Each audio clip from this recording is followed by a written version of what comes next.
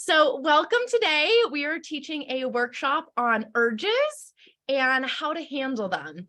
This is a really important concept to know if you are wanting to change your eating habits because it's something that keeps you stuck if you don't know how to handle. So this is going to be a workshop. It's going to be interactive.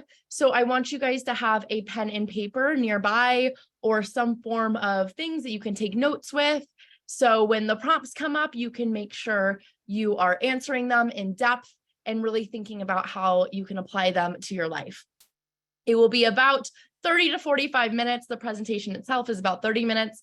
And then we will also have time for a Q&A at the end. So any questions you have, if you want to save them, we will get them all answered at the end. But also feel free, you can unmute, put it in the chat if you have any questions throughout the slides. I am happy to answer them as well. And for everyone who is here live today, I'm going to do it right now before I forget. I'm just going to make a note of your name. And I will reach out to you over either email or Instagram, wherever we're in contact. And I will make sure you're going to get a free 30-minute coaching session with me. So I will make sure I'll stay in touch with you guys about that as a thank you for being here live. Okay, Mary. And then there's an unknown phone number. So if you are on your phone and I don't know your name, so you can just send me a message if you want the free 30-minute call too. All right. So if you are overeating, binge eating, or both, this is going to be the place for you. This is something I struggled with a lot, and I kind of fell in between the middle of this. So it does not matter to me what category you fall in because there's a lot of overlaps between overeating and binge eating. Ultimately, you're just eating too much food for your body. And either way, knowing how to handle your urges are really important for both of these. If you're frustrated with not knowing how to stop, if you feel like you're in this cycle of you're doing your best to stop overeating and then you get these urges and you feel like they just sabotage you. If you get these urges to eat and they feel very strong, overpowering, you feel like you have no willpower, you just can't stop yourself, that is going to be something we will be talking about today. So the problem we're dealing with is this question that comes up of why can't I just eat normally? Why do I feel so out of control around food? Why do I feel like I just can't control myself when I'm around the Oreos, the Nutella, the donuts, whatever food it is for you? And you might start to think that you are broken, that there is something just wrong with you, because that's something I definitely thought. But ultimately, you have a fully functioning normal brain, and we have just developed a habit. So the reason you don't know how to eat normally right now is because you haven't learned about your urges. You don't know what your urges are, where they came from, how to get rid of them, or strategies to handle them. So for those of you who don't know me, my name is Amber. I am a binge eating and overeating coach who helps people feel normal and in control around food. I started my journey many years ago with a lot of restriction happening. I was a big calorie counter. I counted calories for many years. I still to this day have like all of the calories memorized. But after being a calorie counter for such a long time and so much restriction, I went to the far side and was binge eating. After I had gotten a hold of my binge eating a bit, I was still kind of stuck in overeating land, not really sure what normal eating habits looked like. And after years of getting help and coaching, I got out of it and I loved coaching so much. I fell totally in love with it that I decided I wanted to be a coach so I could help other people out of the same struggle I did. I live just outside of Denver, Colorado, and I love to travel. There's pictures of me in Barcelona, and traveling is so much more fun now that I've become a normal eater. Like having a drink would totally stress me out before with the calories. It would send me into a full binge spiral. So I'm so happy to be here with you today where I am and able to help others out of it too. Okay, so when we think about an urge, what are we even talking about?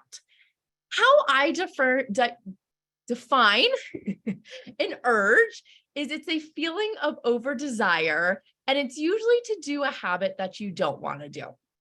So we can get urges to do helpful things. Like if you go to work and you forget to brush your teeth in the morning, you kind of have like this urge of like, I need to brush my teeth. I want to do this. I want to complete this habit. But there's a lot of times more urges for things we don't want to do, because we usually get urges when our brain is trying to do something that's easy, pleasurable, something that we've always done. So those tend to be around the habits that don't really create the best life. So we call them urges because they feel urgent. Feels like we have to do this now. It feels impulsive, powerful, all-consuming. Sometimes you feel like you're having an out-of-body experience when you get an urge. So that is what we are talking about when we say urges. So why you have urges is it normally stems from some sort of restriction around food. You calorie counted, you went on a diet, you tried intermittent fasting, you did something where your body was freaking out because it wasn't getting enough food. And back in the older days when we didn't have a grocery store on every corner, if we didn't have enough food in our body, it meant a famine is going to happen and food is disappearing off the face of the planet. So our brain then sends out urges to eat because it is trying to be helpful and protect us from dying. It is not trying to sabotage our healthy eating goals. It is just trying to help us. And right now, if you don't really know what these urges are, you instantly go into acting on them. And that means you eat. You get the urge and you eat.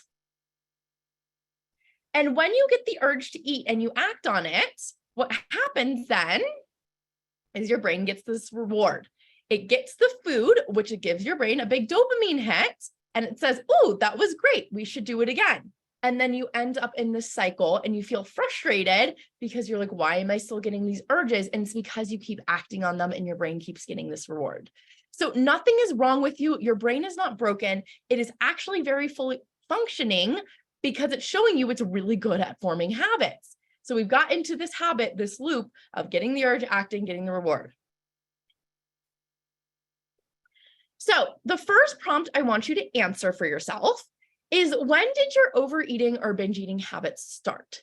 It's interesting to see, where did this even come from? Was I restricting? It is sometimes coming from, if you did have a big trauma, sometimes on occasion, that can be where it came from. But most of the time, it's often along with some form of restriction. So when did it start? And also think about, how was it helping you then? How is your brain trying to protect you by overeating and binge eating? Because that can help bring in some compassion for this habit that we probably hate a lot and understanding it. So I'm going to give you guys a minute or two to answer that. Feel free to unmute and share. I would love to hear your answers, or type in the chat if you would like to share there too.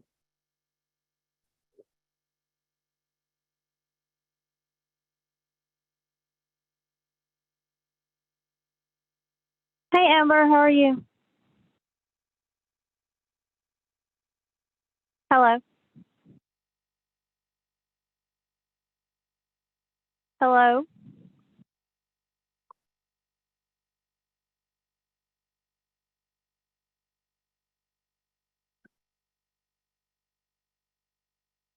All right, I'll go to the next one. So the next one is, you need to reflect on, yes, this habit may have served you at some point, but you want to think about, how is this habit no longer helping you now? Right? It's like, yes, it served me, and we can have gratitude that our brain was trying to protect us and help us maybe during that time. But then you also need to think about all the reasons why you want to get rid of this habit now. Right? How is it negatively impacting your life? And why is that a reason you want to change it?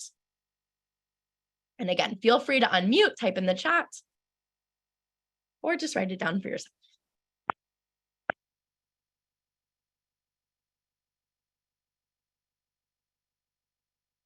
Hello? Hello?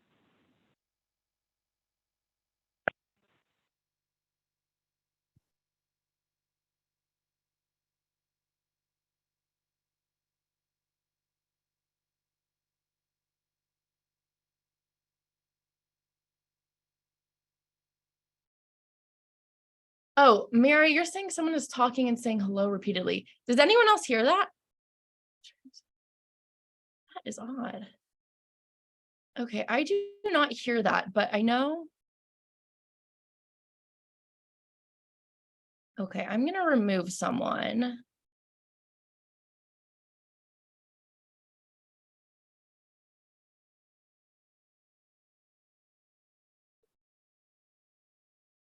Okay.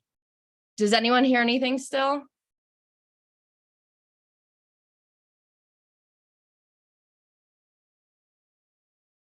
Okay. I removed Tom Martin. No offense to the men, and hopefully he wasn't okay. I'll send him a message later. But I had a feeling I didn't see him on the, oh, here we go. It was Here's a another woman's number. voice We'll remove them. that was trying to talk. Oh, it was a woman's voice. Oh, shoot. Sorry, Tom. I just don't remember seeing him on the list, so I will send him a message. Okay, there was a number trying to get in. So thank you for letting me know that. I did not hear that. So hopefully, I didn't let the other number in. So hopefully it will go away, and let me know if you hear anything. Okay, it was the phone number. Okay, perfect. That's what I figured. It was the no-namer. Okay. If you guys hear it again, thank you for letting me know. That is so odd. I didn't hear it. I wonder if there was a way that they like blocked me. All right. Anyways, the lovely wonders of Zoom and technology. Thank you for letting me know. And if you hear it again, just let me know, and I will make sure it doesn't happen. Okay, moving on. So the things you have tried, you might have tried willpower, just white knuckling your way through, saying, I'm not going to act on this urge. I'm just going to try my hardest. And it's not bad to decide and commit to not acting on an urge. But if we are doing so in a way that we are resisting it, trying to push the urge away, that is not going to work, because it is just going to make the urges bigger. So we're trying willpower. That's not working. You might have tried just getting rid of all of your binge foods. So if you're binging on donuts, just get rid of the donuts, right? Or if you're binge eating on Nutella, just get rid of the Nutella. Just don't ever bring cookies in your house. And this might work for a little bit, but then you might realize that all of a sudden you're starting to create crazy concoctions with the sugar and flour in your house, or you're binge eating peanut butter and cheese and chocolate chips. Like, that's what happened to me, is I still found a way to binge because I still had that habit and my brain was still trying to complete that habit. And ultimately, we live in a world where there's going to be cake and cookies and ice cream at parties and weddings, and we're going to encounter them at some point in our life again. So if we just try to completely avoid them, it's not a very good strategy to avoid our urges forever. Then we might have tried taking a bubble bath, going for a walk, calling a friend, brushing your teeth, like all of these action items that Google suggests, which again, aren't bad things to do. They're great strategies if they work. But the problem with all of these are that none of them are addressing our brain. So we're putting kind of a Band-Aid solution on it, and it might work, but it's not addressing the thoughts, feelings, and habits that are happening within our brain. And that's ultimately what we need to be doing in order to make sure the changes stick. Yeah, Lauren, yes to the peanut butter and cheese and eliminating. Yeah, it's like, it's something we try because it makes logical sense. It's like, if we just remove it, oh, the urges will be gone.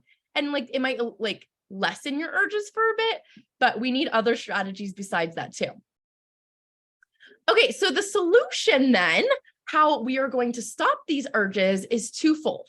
The first thing we need to be doing is making sure we're not restricting. If we restrict, this whole cycle is going to happen no matter what. And restriction is kind of a big topic, so we're not going to cover it fully today. It is something I cover a lot in my program, and how to make sure you are not restricting, how to make sure you're eating adequately. But we're going to make sure that we're not restricting. Okay, so just getting generally enough food in for your body. Once we do that, we still are going to expect the urge to come up. We cannot get rid of our urges right now in this moment. So the urge is going to come up, but then what we're going to do is not act. Basically, we're not going to eat, because when we don't act on the urge, our brain is not going to get that reward of food, which means it's not going to encourage our brain to keep repeating this habit. Okay, so we're not going to act. Now that sounds so simple, right? Just don't eat. So here's exactly how you're not going to act on an urge. The first thing you're going to do is acknowledge and accept that the urge is there without resisting or fighting it. What this looks like is seeing the urge, saying, oh, look, this urge is here, and allowing it to be there. Not getting mad at that it's there, not getting frustrated, not trying to fight it. Because when we try to fight it, we're resisting the reality of what is. The reality is we have an urge, it's here. What are we going to do about it? Okay. And when we can do that, it makes sure that we're in a much calmer state than if we were to fight it. So we accept and acknowledge the urge. Then we're going to make a decision from our highest self that we are not going to eat in that moment. We have two parts of our brain, very simply. We have our lower brain and our higher brain. Our urges are coming from this lower part of our brain that is habitual and automatic. And then we have our higher brain that is logical, that is thinking of our dreams and our future and everything we want. So we want to make decisions from that highest self part of our brain. What you might notice though, is you start playing, I call it ping pong, with your lower and higher brain, where your higher brain says, all right, we're not going to eat. And then your lower brain says, well, it looks really good. And you say, no, we're not going to eat. And then your lower brain is like, but it doesn't matter. Who cares, right? It starts giving you all of these excuses to try to get you to do the habits. So instead of playing ping pong and just trying to hit the ball harder, like with your higher brain, just going back and forth because you hit it back harder and you're just going to like be getting in this really aggressive game with your brain. What we want to do instead is put down the paddle and the ball and walk away from the game. We're just deciding this is not something I'm doing. This is not something I need to engage in. We know that these thoughts are not truthful. It's not something we want to do, because if I were to ask any of you right now, if you want to binge in this moment, you'd probably be like, no, of course not. That's so silly. Why would I ever do that? You only feel like that when you get the urge. When something has activated the urge and you get it, that's the only time you actually want to binge. So we know it's not something we truly want to do. And so we need to just put down the ping pong ball, metaphorically walk away. Which leads into the third step, which is to let go. So you need to stop paying attention to it, stop fondling it, stop considering it, and then you're going to allow it to pass through you. Because urges are this emotion of over desire, and emotions never stay with us forever, I promise you it will pass. In the moment, it feels like it is never going to go away. It's going to be there with you all day long. But I would guess that most of you have never tried sitting with your urge for that long. You probably just act on it right away. So just see what will happen if I try sitting with it for a few minutes, right? Maybe it will lessen. Maybe it will change. Maybe it will go away completely. And then we're going to move on with our day. So even if you still feel the urge kind of going on in the background of your head, you can still move on with your day. Right? You can just feel it like on the back burner and just continue throughout your day, and eventually it will change. I like to think of this as if you saw a cloud up in the sky, you're going to say, oh, look, a cloud. And then you're going to go for your walk. And then you look back up and the cloud is gone, or it's changed, or, you don't see it anymore. That's how it can be with our urges. We can look at them. We can say, oh, look, an urge. We move on through our day. And then we look back up and it's changed or it's gone. Yep, this too shall pass. I love that, Gail. That's awesome. Exactly. Everything passes eventually. We never feel like anxious forever. We never feel happy forever. We're not going to feel the urge forever. It's going to change and ebb and flow. So the next prompt is to help you know your urges more. So one of the reasons it is so hard for us to sit with urges is because we get really surprised and frustrated when they come up. But if we can create some more predictability to our urges, they'll be easier to sit with. So I want you to see if you know when your urges show up and if there's any certain patterns. Okay, so maybe it's every time you come home from work, you get an urge. Okay, now you know it's 5 p.m. I'm coming home from work. I'm going to get an urge. It becomes a lot more predictable, and then it's easier to stay calm around it.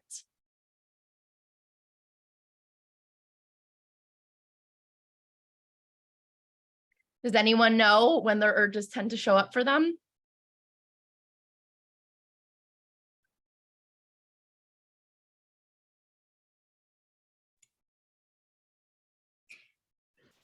I definitely have quite a few triggers. Oh, Gail, I can't hear you. Oh.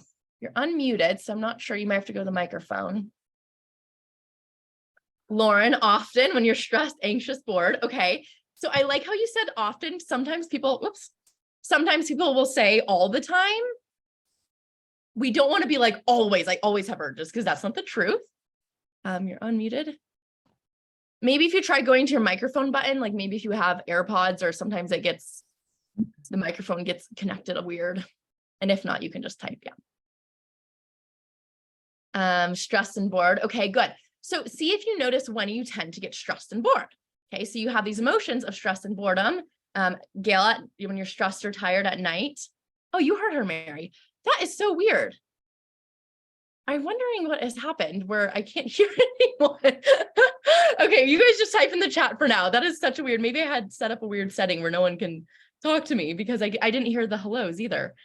Anyways, okay. So if you identified an emotion when these urges happen, see when those emotions happen. So Gail said at night, okay, I know often at nighttime, I'm going to feel stressed or tired. And I remember talking to you once before, it's like, kids go to bed, we're getting the wind down for the day, and that's when the urges come up. So you want to expect when that happens. Okay, I know then for me, every time 9 p.m. comes around, I'm going to get an urge. So that way you don't get mad when it happens. And oh my God, the urge is coming up again. I can't believe it. It's like, well, of course it's going to come up. Hey, then we can feel calm and just like expect it. Right. And same thing, whatever emotions, it's like maybe when you're stressed, maybe if you get a big work project that comes up. Anytime I get a new work project, I feel overwhelmed and stressed, and I know my brain is going to suggest food. Then we can become prepared. Oh, a work project's coming up. I'm going to expect my brain to suggest food. And then we can be more calm and in control around it. Okay, so the next thing we want to look at is identifying your urges. So we want to know very clearly, what do your urges feel like to you?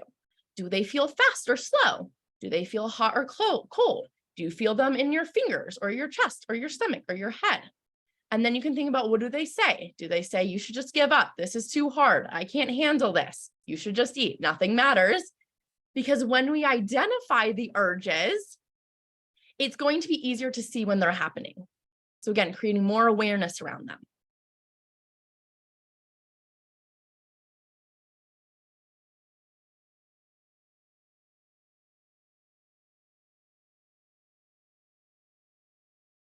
Another thing that's really good about knowing what your urges feel like is if we can get really clear on that physical sensation, it becomes more factual.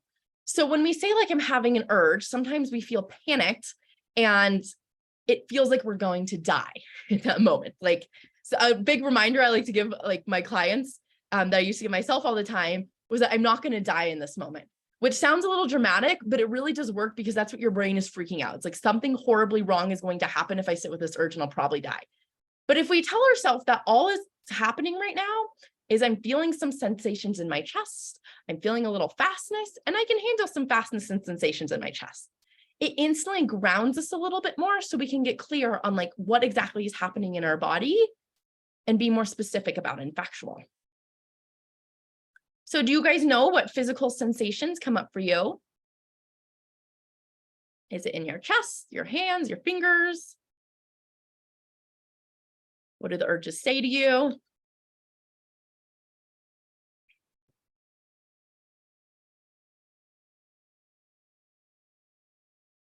I want, give me now. I want blank. I want chocolate, pizza, popcorn. Okay, so Mary, so knowing that whenever you hear your brain go, I want, and there's probably some sensation that goes along with it, because our brain says I want for a lot of things, but maybe it's I want, and you also feel this overwhelming desire and like overflow of energy coming into your body along with that sentence. Your brain says, I must have this food right now. Right. So when we think logically about that sentence, I must have this food right now, we know we don't need food right now. Our body can go like 3 weeks without food before it actually dies. So we know like we do not need food 10 minutes after dinner. We don't actually need the food. So that's how we know it's a lower brain thought, is because when we think logically about it on the day-to-day, we're like, oh, of course that's not true. So we can label that, okay, that's my lower brain thought. I know that's something that's not true, and I can just dismiss it away. You, Gail, feel like you get distracted and fidgety? Yeah, because sometimes urges can feel like they take over our minds. Like when we say move on, I know that sometimes it's hard to be like, oh yeah, just move on. But sometimes the best thing you could do is just sit with it.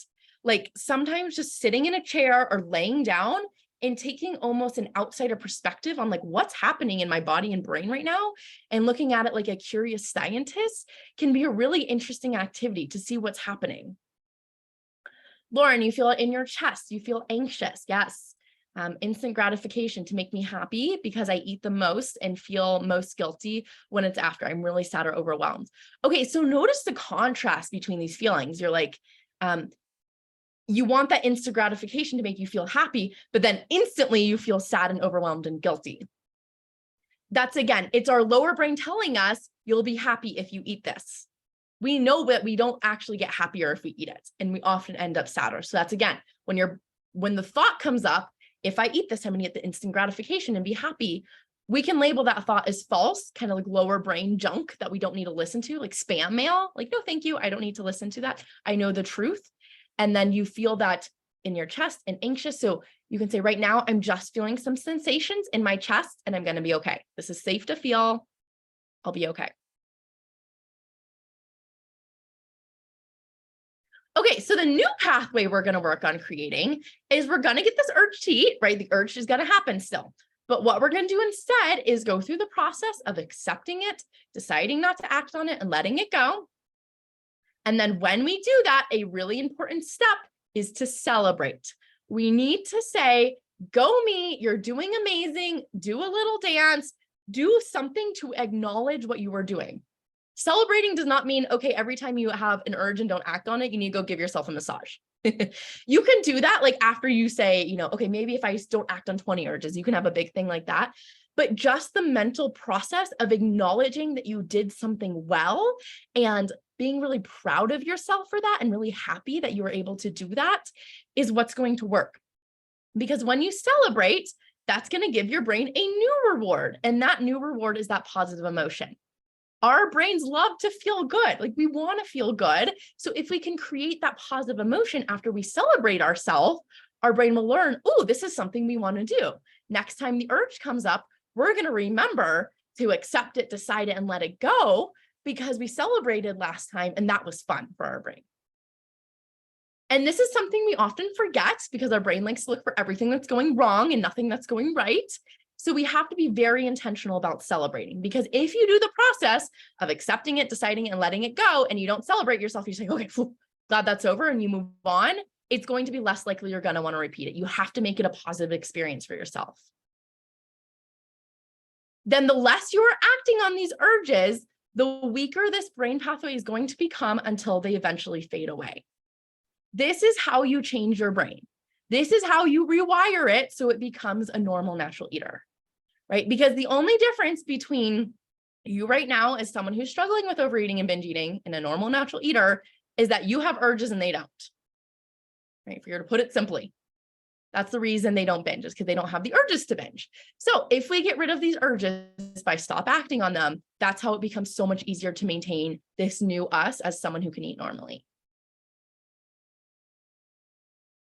So this is exactly what I teach you in my Confident Eater program. We work on our brain from the inside out.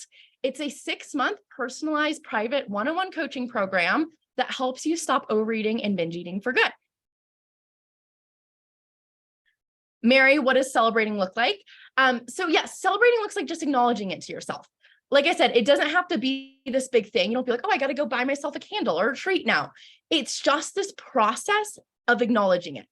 Right? So instead of just going throughout your day saying like, again, that happened, I made it through, I'm going to go throughout my day. It's just a 5-second thing that you need to do. Saying go me, acknowledging what went well, telling yourself, oh, this went really, really well because I didn't freak out when I had the urge. I took deep breaths. I calmed myself down. I told myself I can handle it. So you can look at like why it went well too, and use that to acknowledge it and celebrate yourself. But yeah, it's a really simple, just a few second thing that you can do. So don't make it into a big deal. Otherwise you won't want to do it. Yeah. All right. So today we kind of talked about a little portion of something I teach called the stress-free urge solution, which allows you to handle these urges in a calm way. But that is just one very small slice of the puzzle. We also need these other 5 pillars in order to achieve food freedom.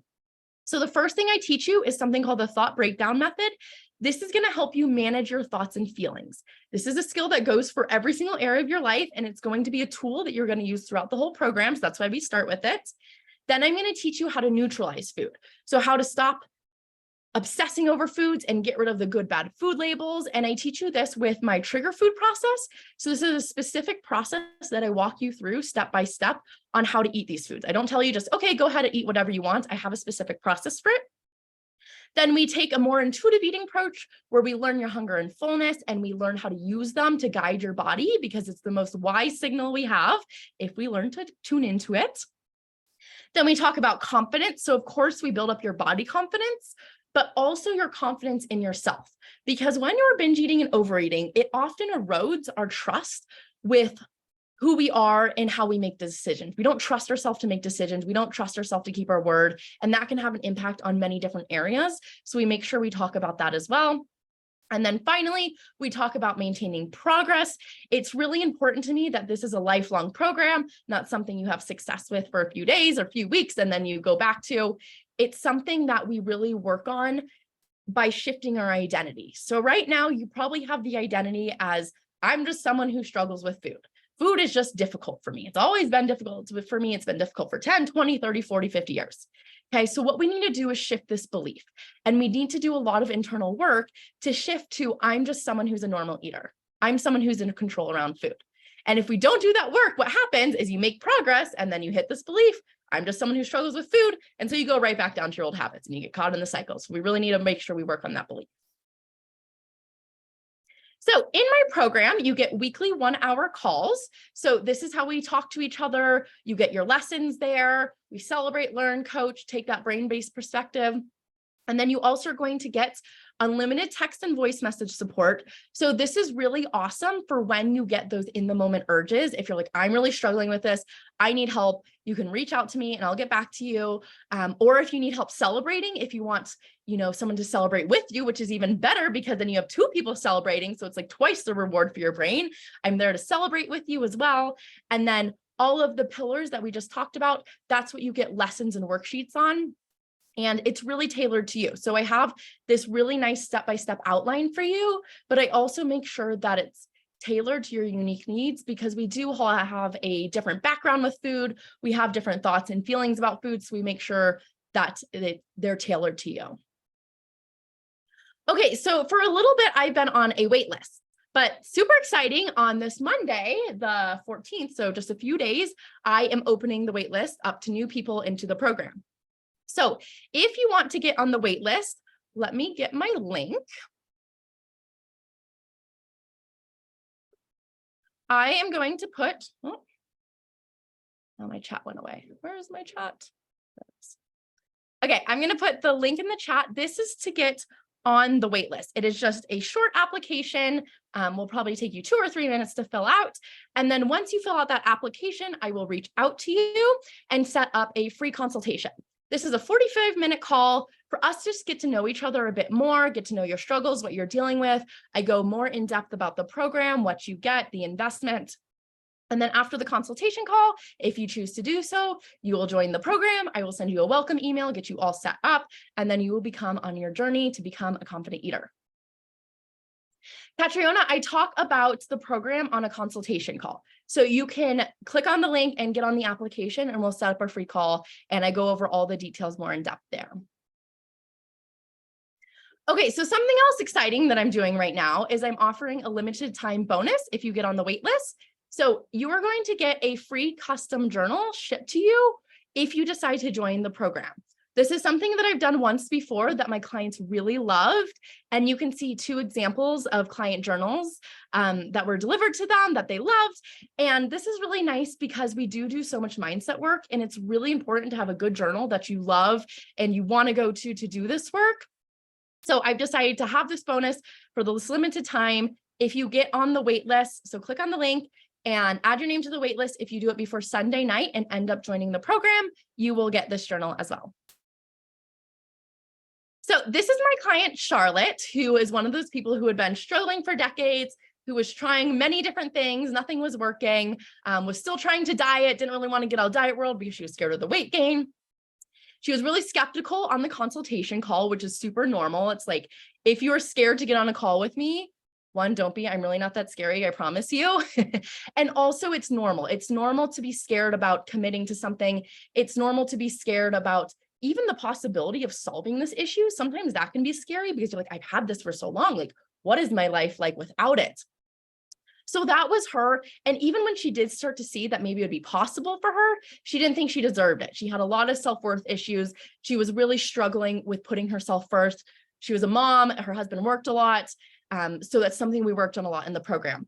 And within just about I think it was 2.5 months in, she completely had stopped all of her binge eating. She was originally binge eating 7 days a week, so every single day. And by the end of the program, she had not been binge eating for months. And my favorite thing that she said is that feeling good was now more addicting to her than food. And a lot of times we think it's like, I just love food. I'm addicted to it. I don't know if I'd ever want to get rid of it. But we think about the possibility of how great we could feel in our life without that extra food. And it really does become an addicting feeling. All right, so that is the end of our presentation today. So if you were on the call today, I think I got everyone's name down. I will send you an email, or you can also, of course, send me a message. Lauren, did I get you? Yes. And then you are welcome to have a free 30-minute call with me. This is different than a consultation call. If you're interested in a consultation call, we can kind of do both. I've done that before. But for everyone here, you get a free 30-minute coaching call. So this is where you can just ask me anything, and I'm simply going to coach you and make sure you get progress. So you get that. So I will send you a message about setting up that. But otherwise, you can get on the wait list. You can also scan this QR code. And for anyone watching the replay, scan the QR code, and that will take you to my links and my website for more information. My Instagram is there, all the details. But I have extra time, so I want to answer any questions you guys have right now. So I guess, since we can't unmute, put your questions in the chat and I will answer them.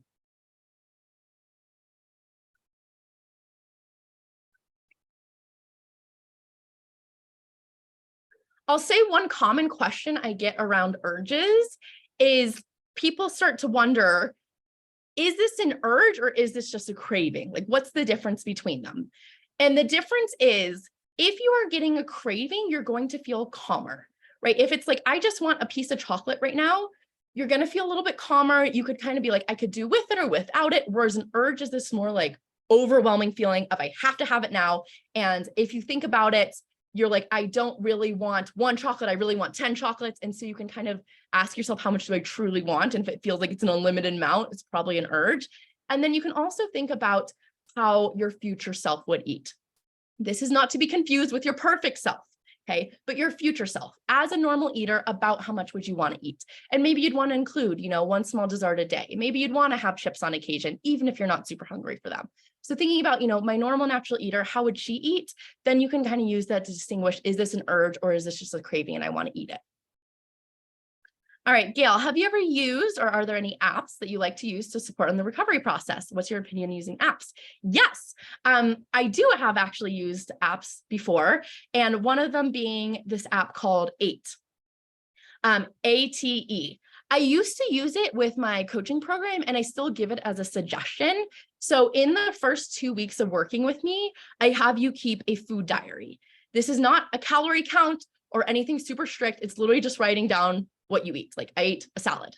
So it's super simple. But an option I give clients is, if they want to use the ATE app to track their food, it's a really good alternative to calorie counting. And also, if you're calorie counting right now, it's a nice middle ground to move you away. The app just has you can either take a picture of it or add a note for your food. And then you can write in, what was I feeling? Was I sitting? I don't know, it asks you a few questions. So it's like a great app for that. I have used a few others a long time ago. I can't think of the names of them right now. But there's a few out there. You can try them. I like the ATE app the most, I would say. So I would give that one a try if you're looking for an app to help you. April, you love that idea. What would my future self want to eat? Yes. And again, not to be confused with her perfect self, because sometimes people will go there, oh yeah, my future self, she would only eat salads and only lean meat and vegetables. And it's like, you probably want to have some other food in there too. So it's our future self, not our perfect self. Anyone else have questions about urges or just overeating and binge eating in general? Anything about me, my journey, the program, anything at all?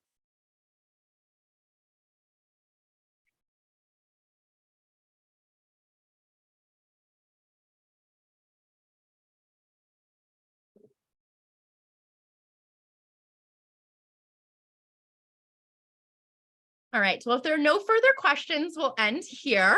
Of course, you can always message me as well. I love to talk to people. And, I'm here because I went through this journey myself. So I know what it's like. I know how difficult it can be, and also how alone it can feel. Like, I didn't tell anyone except like my one best friend when I was going to therapy, because I was like, someone needs to know about this. So I'm here for you. I will reach out to you guys about your free call. And again, please get on the wait list if you're interested. It's a really nice bonus that you get with that journal too right now. And thank you guys for sticking around through all of the mic troubles as well, and the person who